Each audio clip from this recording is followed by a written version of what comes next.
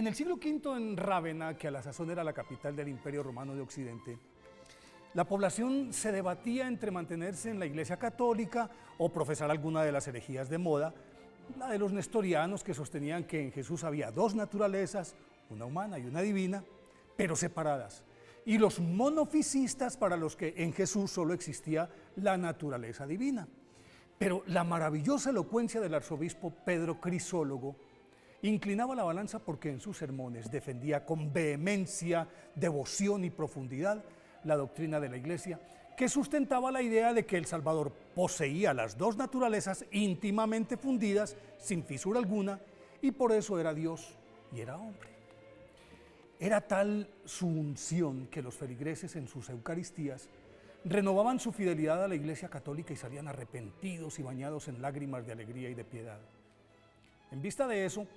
el abad Eutiques, líder de los monofisistas, quiso atraerlo a su causa, pero el arzobispo lo desarmó respetuosamente diciéndole en una carta que no tomaría parte en ese asunto porque,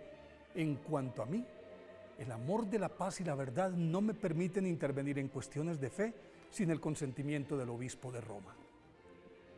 Así era Pedro, nacido en el 380 en Imola, Italia, a quien el pueblo le adjudicó el apellido de Crisólogo, que significa hombre de palabras de oro, porque desde muy niño se destacó por la lozanía y elegancia de su lenguaje y por la profundidad cristiana de sus mensajes, destreza que adquirió mediante una admirable dedicación a los estudios humanísticos y de las Sagradas Escrituras, al lado del obispo Cornelio de Imola, quien lo ordenó diácono y lo retuvo como su secretario. En esa condición acompañó al prelado a Roma cuando el emperador Valentiniano III y su madre Gala Placidia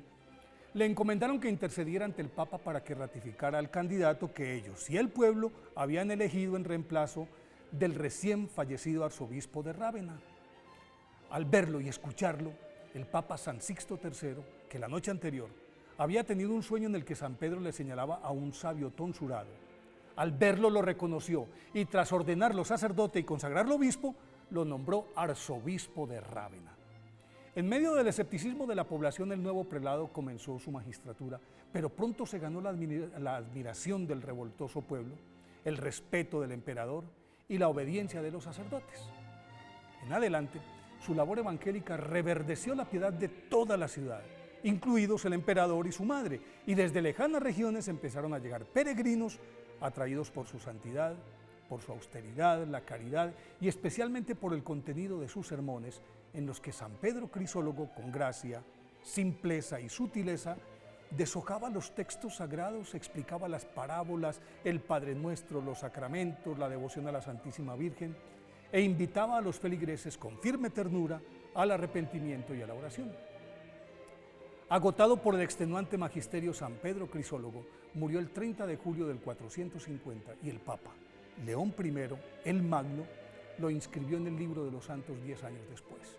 De su vasta colección de preciosos y bien elaborados sermones, que nunca excedían los 15 minutos, se conservan 180,